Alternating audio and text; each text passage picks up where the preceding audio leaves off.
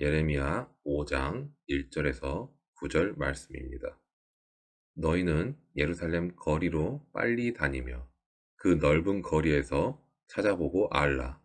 너희가 만일 정의를 행하며 진리를 구하는 자를 한 사람이라도 찾으면 내가 이 성읍을 용서하리라. 그들이 여호와께서 살아계심을 두고 맹세할지라도 실상은 거짓 맹세니라. 여호와여, 주의 눈이 진리를 찾지 아니하시나이까?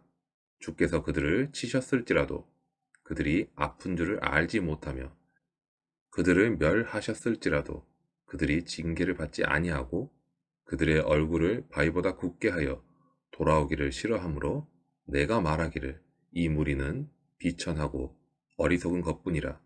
여호와의 길 자기 하나님의 법을 알지 못하니 내가 지도자들에게 가서 그들에게 말하리라. 그들은 여호와의 길 자기 하나님의 법을 안다 하였더니 그들도 일제히 멍에를 꺾고 결박을 끊은지라. 그러므로 수풀에서 나오는 사자가 그들을 죽이며 사막의 이리가 그들을 멸하며 표범이 성읍들을 엿본즉 그리로 나오는 자마다 찢기리니 이는 그들의 허물이 많고 반역이 심함이니이다. 내가 어찌 너를 용서하겠느냐? 내 자녀가 나를 버리고 신이 아닌 것들로 맹세하였으며 내가 그들을 배불리 먹인즉 그들이 간음하며 창기의 집에 허다히 모이며 그들은 두루 다니는 살찐 순말같이 각기 이웃의 아내를 따르며 소리 지르는도다. 여호와의 말씀이니라. 내가 어찌 이 일들에 대하여 벌하지 아니하겠으며 내 마음이 이런 나라에 보복하지 않겠느냐. 우리가 살아가는 세상에서 대부분의 사람들은 어느 한 명이 정의롭게 살아간다고 해서 세상이 의미 있는 변화가 있지는 않는다고 이야기를 합니다. 그래서 세상 속에서 적당히 타협하면서 사는 것이 지혜롭다고 말하면서 이런 세상의 지혜에 동참하라고 말합니다. 그러나 하나님께서는 세상이 의미 있게 변화하는 것보다 의인이라는 그 자체에 주목하십니다. 그리고 그 한 사람의 의인을 보시고 그가 속한 공동체에 대한 심판을 철회하기도 하십니다. 하나님께서는 유다 백성을 향해 예루살렘 거리로 다니면서 정의를 행하며 진리를 구하는 자를 한 사람이라도 찾으면 성읍을 용서해 주시겠다고 말씀하십니다. 이러한 하나님의 요청은 소돔과 고모라를 향한 하나님의 심판을 앞두고서 아브라함이 하나님께 의인의 숫자로 하나님께서 심판을 철회하시기를 요청했던 사건과 비교가 됩니다. 소돔과 고모라의 심판에는 마지막 대화에서의 의인 10명이 조건이었습니다. 그런데 예루살렘의 심판에는 의인 1명이 조건으로 제시된 것을 보면 어쩌면 소돔과 고모라보다 예루살렘의 죄악이 얼마나 더 극심했는지 우리가 짐작해 볼 수 있는 부분이기도 합니다.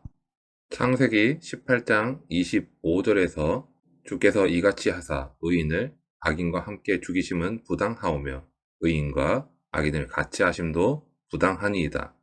세상을 심판하시는 이가 정의를 행하실 것이 아니니이까 라고 아브라함이 하나님께 요청하듯이 하나님께서는 수많은 악인을 심판하시기 위해서 소수의 의인을 어쩔 수 없이 희생시키시는 분이 아니라는 것을 알 수 있습니다.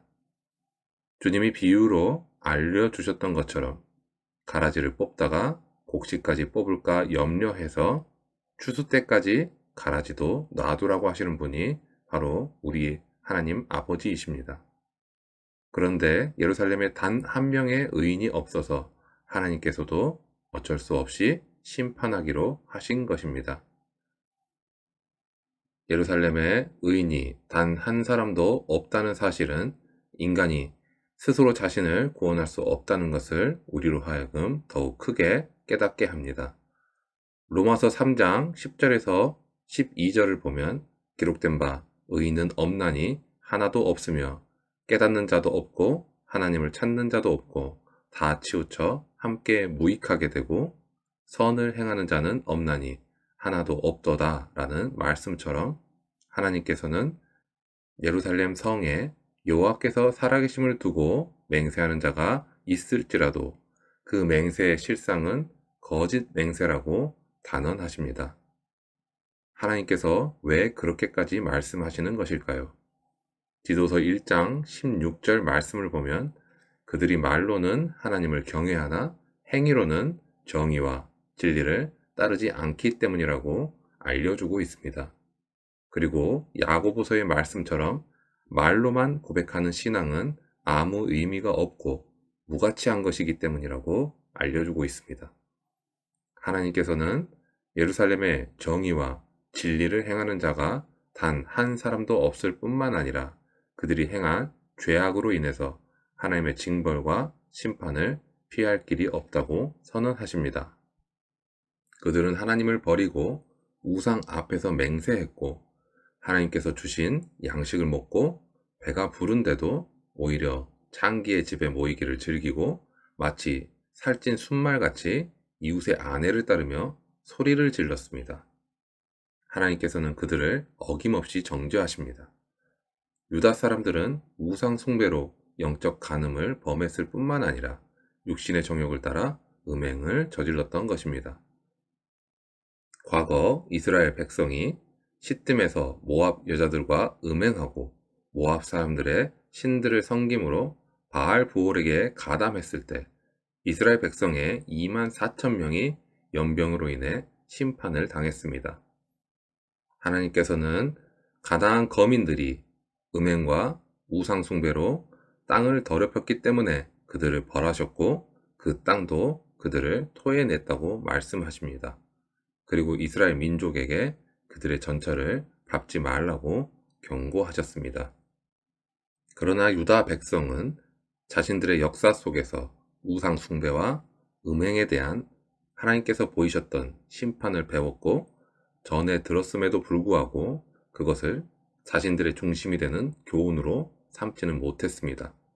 예레미야는 이렇게 하나님께서 매를 치셔도 아픈 줄을 모르고 징계하셔도 회개할 줄을 모르는 그들이 비천하고 어리석어서 여호와의 길, 하나님의 법을 알지 못한다고 탄식하면서 맹수 같은 이방 사람들에게 멸망당할 것을 예언하고 있는 것입니다. 우리 또한 그들과 크게 다르지 않은 것 같습니다.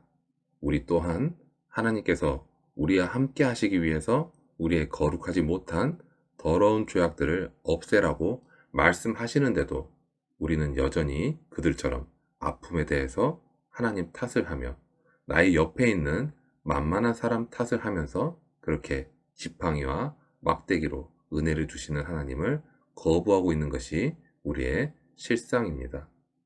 하지만 유다 백성과 다를 바 없는 우리가 하나님의 은혜로 심판이 아니라 구원을 얻었다는 것은 영원히 하나님께 감사와 찬양을 올려야 할 충분한 이유가 됩니다.